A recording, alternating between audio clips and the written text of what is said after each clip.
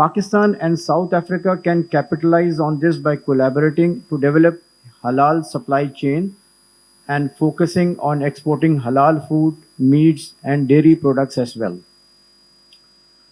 Potential sector for collaboration: mining and minerals, renewable energy, healthcare, tech startups, cybersecurity, and tourism. Through collaboration focus on sustainability, security, and innovation, both countries have immense potential from mining to tourism to create resilient bilateral trade. Food security is a global challenge. Pakistan agriculture sector has a share of 22% of GDP. Both countries need to explore opportunity and may set up food processing units through joint ventures to boost agro-food products and enhance bilateral export between the two countries.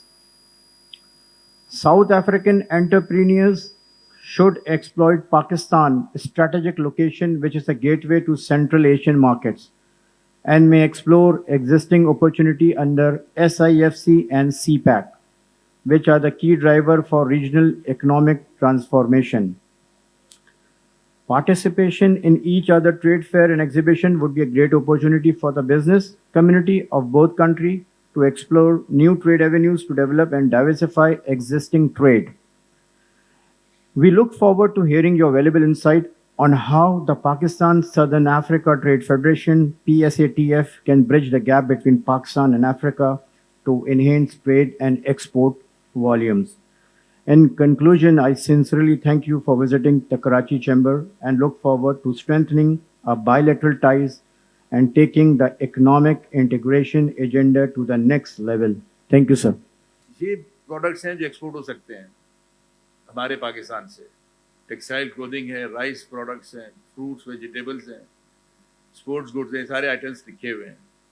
ये services भी हमारे पास सामने रखी हुई हैं. Investment जो आ सकती है पाकिस्तान को और अफ्रीका में, टूरिज्म है, माइनिंग है, manufacturing, production factories. Africa is sky is the limit, क्योंकि अब वर्ल्ड बैंक भी कह रहा है कि ये ग्रोथ ड्राइवर जो होगा फ्यूचर का वो अफ्रीका होगा. और इसीलिए जो प्रोजेक्शंस हैं वो ये हैं कि आज अगर $3.1 ट्रिलियन का जीडीपी है तो 2050 में it is going to be, कितना मैंने बताया, 26 ट्रिलियन. कोई आइडिया है क्या व्हाट इज 26 ट्रिलियन? आज कंबाइंड 57 मुस्लिम कंट्रीज का GDP is today is less than $26 trillion combined. America का जीडीपी इज अबाउट 26 ट्रिलियन आज की तारीख में. Global GDP is $100 trillion. ठीक है, तो अगर हमारे जहन में ये आ जाए नक्शा, तो फिर ये देखिए कि ये एक कॉन्टिनेंट 3 से 26 ट्रिलियन पे जा रहा है. तो what a massive, it is going to be a growth driver for the world. तो आज अगर पाकिस्तान इसमें एंटर नहीं करता तो we will miss the boat.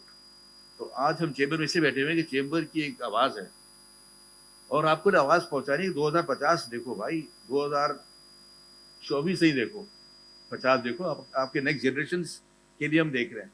Sir, हमारी कोशिश यही है कि हम किस तरह से अपनी प्रोडक्ट को वहाँ पर इंट्रोडक्शन करवाएं. हाँ, इस वक्त जो हमारा जो मेन कंपटीटर वो इंडिया है.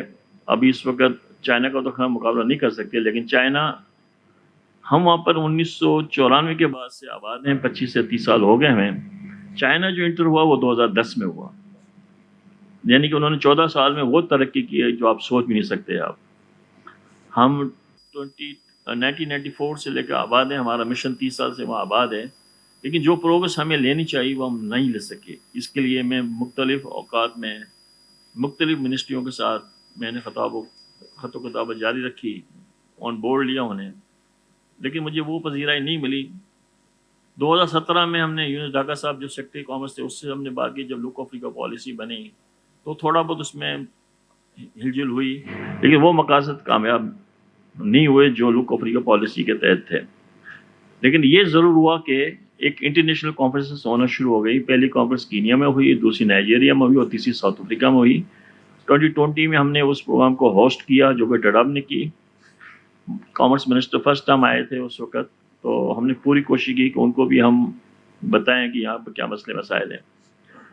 सर, मसला ये है, हमारे साथ प्रॉब्लम ये है چونکہ جیسے میں نے ابھی بتایا کہ ہم ساؤتھ افریقہ گورنمنٹ کے ساتھ بہت کلوز ریلیشن شپ ہے ڈپارٹمنٹ ٹریڈ کے ساتھ، تو میری یہاں پر مختلف منسٹری آف کامرس کے ساتھ میٹنگ ہوئی، بی او آئی کے ساتھ میٹنگ ہوئی، فوڈ ریسرچ کے ساتھ میٹنگ ہوئی، انجینئرنگ بورڈ کے ساتھ میٹنگ ہوئی. یہ سب میری انفرادی میٹنگز تھی.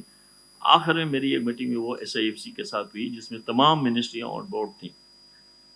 سب سے پہلے سے میرا کوشچن ان سے یہی تھا کہ آپ کی لاسٹ 10 ایئرس کوئی جوائنٹ کمیشن اجلاس نہیں ہوا ساؤتھ افریقہ میں، اور یہی ہمارے ساؤتھ افریقہ گورنمنٹ کو شکایت ہے کہ جب تک آپ کے جوائنٹ کمیشن کے اجلاس نہیں ہوں گے، سال میں 2 بار آپ کی ٹریڈ پالیسیاں نہیں بن سکتی، نہ کوئی ہم اس پہ کوئی کام کر سکتے ہیں، جس کی وجہ سے یہ سارے گیپ آئے ہوئے ہیں.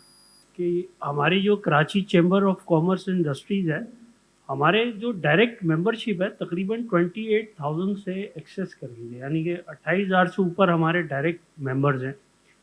اور ہمارے 30 ایم سی یعنی کہ مینیجنگ کمیٹی کے ممبرز ہوتے ہیں. پھر تمام جو کراچی کی ٹاؤن ایسوسیشنز ہیں ان کا ایک نمائندہ ہماری مینیجنگ کمیٹی میں ہوتا ہے.